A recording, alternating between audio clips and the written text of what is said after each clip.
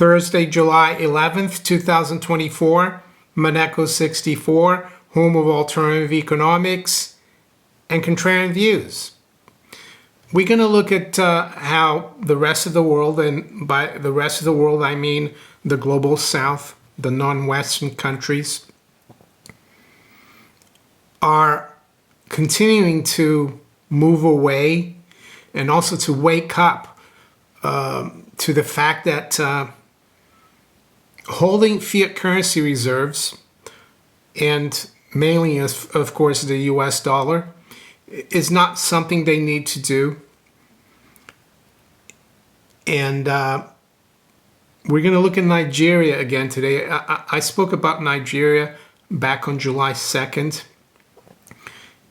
And back then, I spoke about the fact that Nigeria had repatriated its gold reserves from the United States, from the New York Fed specifically. But there's more important news about Nigeria and gold that I think is really significant. And of course, there's other countries as well that are continuing to accumulate a lot of gold every month. And I know China has paused for a couple of months. But as I've said before, you can bet they're still buying it through the back door, and they're keeping quiet about it. And why is it important for us in the West, me being in the UK, and most of my viewers being in the West, why is it important for us to know about this? And I think it's very important to know that this is happening, because what it will mean is that the global south and non-Western countries, they've realized that they don't need fiat currency reserves. What they need is gold, because gold has no counterparty risk. Gold is a stable store of value, and gold is apolitical. It doesn't put sanctions on you. It doesn't freeze itself from you. Of course, you need to keep it in a safe place in your own country. And I think that's why Nigeria repatriated its gold from the New York Fed. And also India, I spoke about recently as well, repatriated 100 tons from the Bank of England. And before I continue, just wanted to thank all of you for your interest in the channel. Yes, we went over 100,000 a month, well, a couple of months ago, and we're continuing to tick over. But I'd like to ask you, if you enjoy my videos, to make sure you subscribe to the channel. Make sure you hit the notification bell to be notified of my new videos. And also make sure you hit the like button if you enjoy a particular video. Before we look at what's happening in Nigeria vis-a-vis gold, and what other countries are still accumulating a lot of gold, it's not surprising that the drums of war are beating louder and louder. We had the NATO summit yesterday. I'm not sure if it continued today. And yes, it looks like the West, or the Anglo-American Empire, is determined to go down fighting. Am I judging anyone here? No, but it is worrying, but it's not surprising when their financial power is dwindling at a rate of knots, that they're trying to provoke one of the biggest forces behind this move away from the dollar, and that is Russia, of course. Again, I'm not defending Russia. I'm just here trying to observe what's happening. And the main consequence of what's happening, not just geopolitically, but financially, it is going to be that there's going to be a lot less demand for our fiat currencies. And all that will mean is that the cost of living is going to keep going higher. The other thing, the world of globalization as we knew prior to, let's say, 2020, that's over. getting cheap natural resources are going to be harder and harder, and trade is going to be more and more difficult. So that's what we've got coming. So back to Nigeria.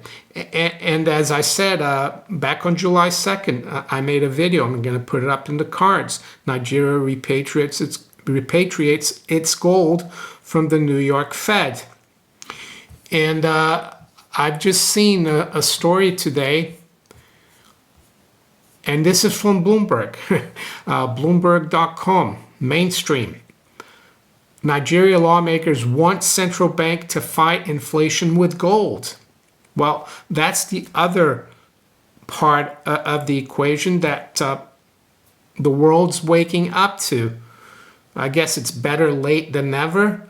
That gold, aside from being an instrument that gives you sovereignty and security, it also helps stabilize your national currency. It says senators want central banker to chair new gold committee. Africa's largest oil producer seeks to diversify economy. Nigerian lawmakers are proposing a dramatic increase in the central bank's power to use gold to shore up the nation's reserves in defense of the economy.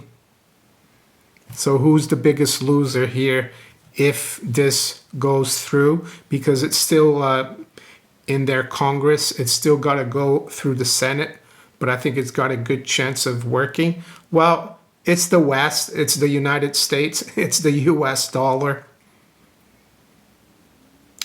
A draft bill before the Senate puts forward a raft of policies that would enshrine the bank as the automatic off-taker for all the gold produced in the country, alongside a goal to make the precious metal at least 30% of Nigeria's external reserves. Wow, I think that's huge. And of course, as I said, it's not a done deal yet. Gold at the end of November only accounted for 4% of the nation's reserves, which currently stand at 34.8 billion. So they're looking to increase those external reserves almost eightfold. And of course, the dollar and let's say the euro and maybe the pound and some other major fiat currencies, they're going to be the biggest losers. Nigeria, if this goes through, will be holding a lot less Western government bonds. Africa's most populous nation is battling inflation that's at a more than 28-year high, following economic reforms that partially lifted petrol subsidies and removed the currency's peg against the dollar, with the naira declining around 70% against the dollar in the past 12 months. Reserve Authority. Lawmakers propose setting up a gold reserve authority. They also want the central bank governor to chair a gold reserve management committee whose composition functions closely mirrors a monetary policy committee at the bank.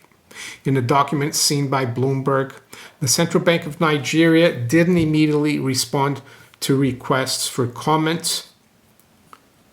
Gold mining in Nigeria is largely informal and makes only a tiny measurable contribution to the economy. The bill, which follows a 2019 central bank gold purchase program, would enshrine its role into law while bringing the industry into the formal sector. Since taking office in May 2023, President Bola Tinubu has sought to transform Nigeria's mining industry, seeking to attract investors, especially in low-grade lithium deposits in the country's central region. The proposal, which is sponsored by a member of the opposition, must be debated before they can advance to the desk of Tinubu for his assent or veto. It is not clear whether the president will favor this plan or prefer one that comes from his own ranks. So it doesn't look like he's against it. He just wants to maybe have it come from his own political party or whatever it is.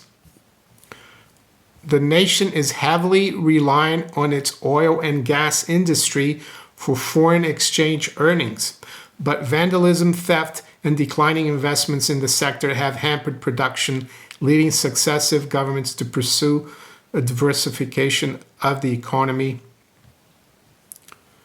The mining and quarrying sector of the economy grew by 6.3% in the first quarter from a year earlier, according to data released by the National Bureau of Statistics.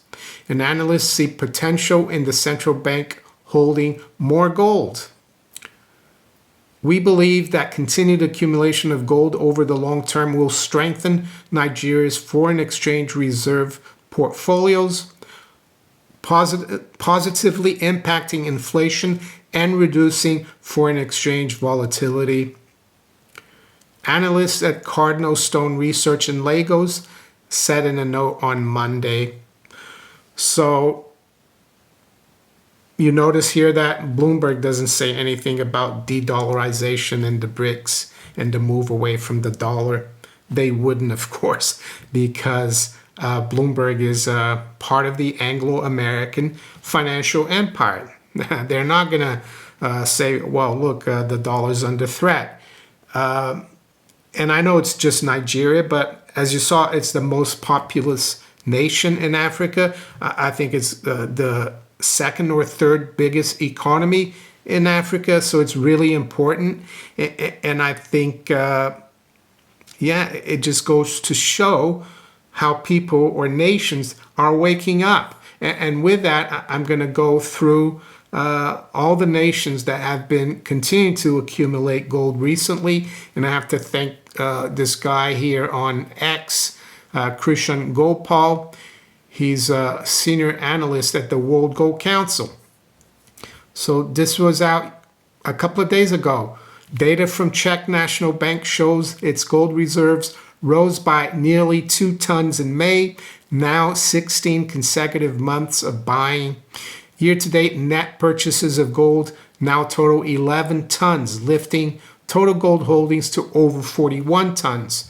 So even the Eastern European countries or Central European countries are going into gold. Next, from Krishan again, data published by the National Bank of Poland indicates a 4-ton increase in its gold reserves in June, third consecutive month of buying. Total holdings now stand at 377 tons, nearly 19 tons higher than at the end of 2023. Krishan again, from a couple of days ago, he says, I missed this on Bloomberg yesterday. Gold reserves at the Central Bank of Serbia increased by 5 tons last week, lifting total gold holdings to over 46 tons. This was about a week ago. Calculations using weekly data published by the Reserve Bank of India suggest that it added over 9 tons of gold to its reserves in June. This is the highest monthly purchase since July 2022. Year-to-date net buying now totals over 37 tons, lifting total gold holdings to 841. So that's India. And finally, Central Bank of Uzbekistan shows its gold reserves rose by 9 tons in June. Year-to-date net sales now total 6 tons, leaving total gold holdings at 365 tons. And just before we wrap up, this came out a couple of days ago as well. Russia's foreign exchange trading is now almost 100% in yuan.